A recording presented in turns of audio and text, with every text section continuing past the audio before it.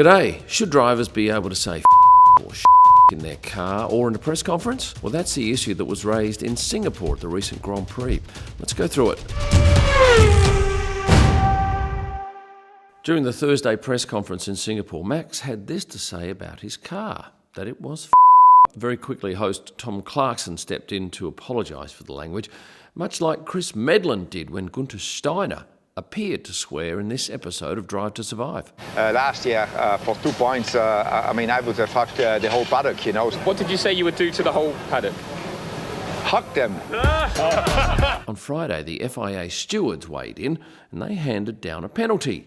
Max Verstappen would have to do a day's community service for using language considered coarse, rude, or may cause offence, and is not considered suitable for broadcast. If you've not seen the official report, this is what it says. It's important for role models to learn to be mindful when speaking in public forums, in particular when not under any particular pressure. That refers to action on track. So yes, drivers are aware, or at least should be aware, of the expectations and the range of penalties. But after the Monaco Grand Prix, Charles had this to say. Charles, you cannot do that now. He wasn't fined, sentenced, or warned for that outburst. Why though? They're very similar situations. Neither driver is having a go at someone else. They were offhanded remarks. There was no malice involved. But they did say the F word in an FIA press conference. And I think it's important to remember that the FIA press conference is run by the body that administers the sport. They run the sport, but they have no involvement in the commercial side of things. So the FIA press conference is completely divorced from the TV media pen or the press conferences that drivers give out the back of the garages. So who would have been watching the FIA press conference on Thursday? Media people and F1 diehards. Any kids? Very few, I'd suggest. But still, there is some expectation that language like that won't be used. Jumping now to the Saturday night press conference after quali, which Max was involved in because he was obviously one of the top three. He was ready to fight back. And he fought back by saying nothing. Well, nearly nothing. Short, blunt answers. Not offensive in any way, even apologised to Tom, saying that it wasn't personal. It was his personal protest against the FIA's ruling. And then when quizzed, he said, yes, I will answer questions outside the FIA press conference. Now, I had no idea of this when I was down shooting in the paddock. I saw Lando come out, having been in that press conference. I snapped him. And then as I'm about to head into the door that takes me up to the media centre, out comes Max and a whole host of journalists. They're all tightly pressed around him, so I go back and take some photos of that. At that time, no idea of what was going on. I shot for about a minute or so, and then I saw another Getty guy come down, and he started taking photos. And obviously, he had been watching the press conference in the media centre and realised that this was a big story. Max was certainly speaking with complete freedom out there and answering any and every question that was put to him. Now, with regards swearing, Gunther Steiner was prolific with the F word.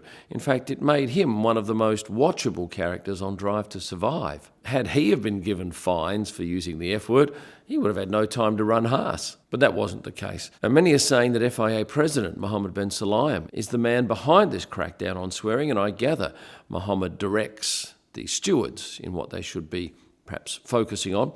There was no warning to Max, just the penalty. Now, normally the Drivers' Association would get involved. Alex Wurz heads up that group.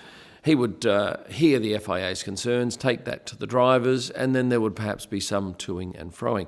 Or it could be raised in the regular Friday night drivers' briefing. But no, Max copped a penalty straight up. I think the other thing to remember too, that these press conferences are not like the 6 p.m. news. Typically you have to be a subscriber, you have to pay for access to it.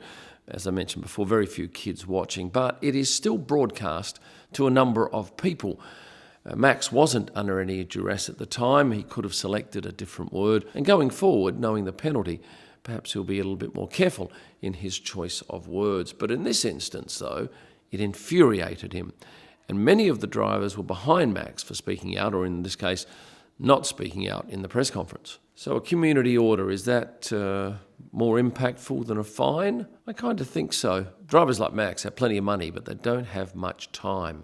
So to take out a day, what is that, probably an 8-hour work day where he has to go and do community service, that is a big penalty for him to express himself. But what about swearing in the car? Well, that's a completely different matter. Formula One management provide the world feed, they run a tape across all the communications. Nothing is live coming out of the cars, but they have the opportunity to beep it, delete it, or just not run it at all.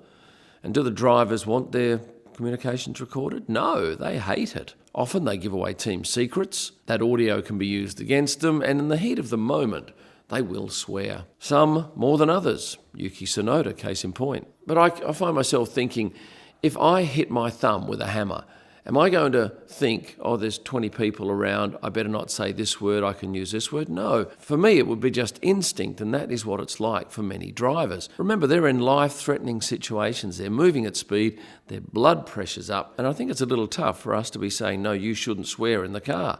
After all, we're a guest in their environment. They're not forcing themselves on us as viewers. And not only are they being recorded in their cars and in press conferences, there's also mics from Drive to Survive around a lot.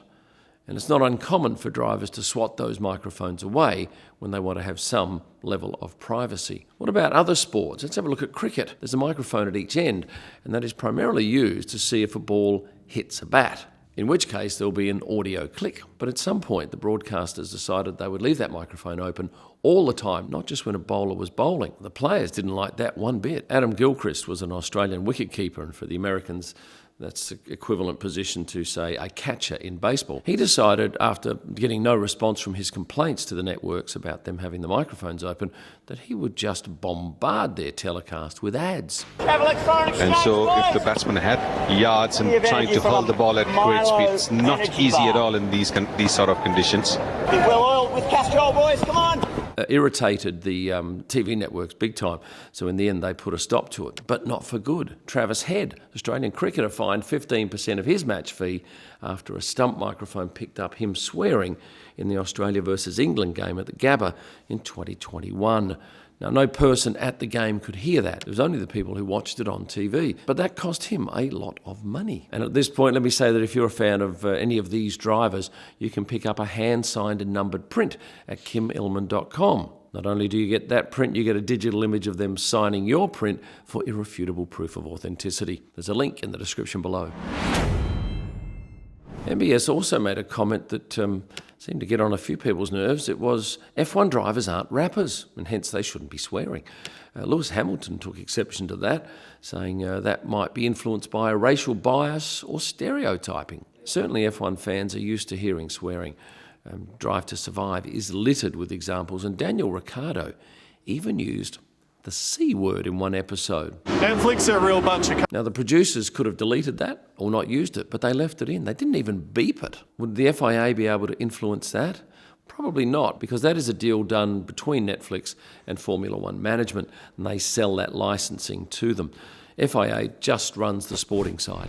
Ted Kravitz got caught out on the weekend swearing, but it wasn't his fault. You might have seen my TikTok or video about this, but essentially Ted had an outtake, swore, and unfortunately, the clip they put to air was the wrong one. So he had to go on air and apologise for him swearing on a clip that should never have been seen by anybody. In the comments on the post that I put up about it, I don't think I saw one comment where anybody was affected by it. It's a word that's used so often now, it's lost any or all of its negative impact. I think it's an unreal expectation for us or the sport to expect that people won't swear, particularly when they are in an intense pressure situation like in a car. For that to happen, I think behaviour needs to change from childhood. Coming this late in life, it would be not impossible but difficult for people who have traditionally sworn, and I gather Yuki Tsunoda is one of those, for him to completely change his ways. But without a doubt, what this discussion has done is brought the issue into the mainstream, and there's plenty of discussion going on across the internet and social media about it. I've read a few comments where people have said that MBS has picked a fight he might not want to win.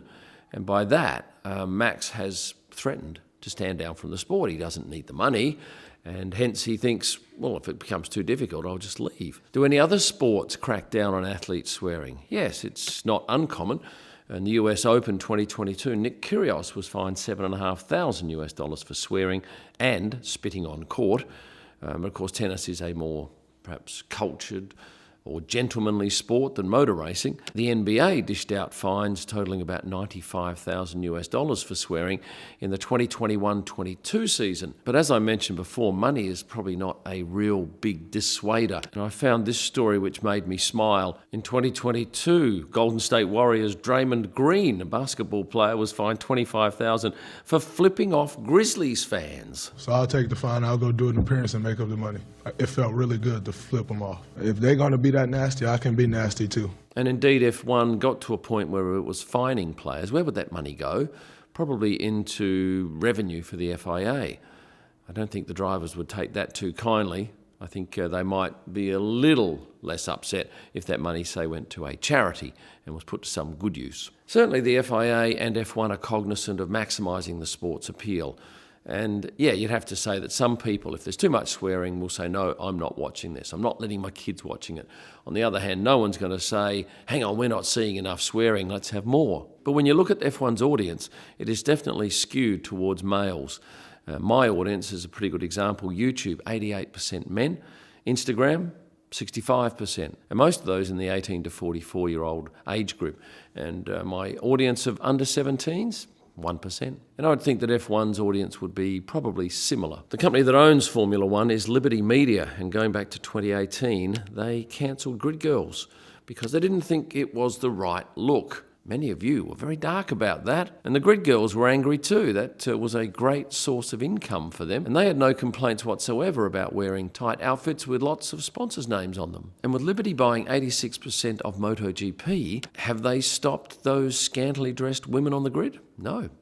They still remain. And even in Formula One on the weekend, we had women on track dressed beautifully. They were the Singapore Airlines cabin crew. And in Monaco in the past few years, we've had grid men and women, although not in the same tight, revealing outfits that were so common in 2017. It seems funny to me that you can't have grid girls on track because they're not seen to be kosher anymore. But I see plenty of revealing outfits in the paddock when I'm photographing. And I'm not just talking women. Have a look at Jared Leto here on the weekend.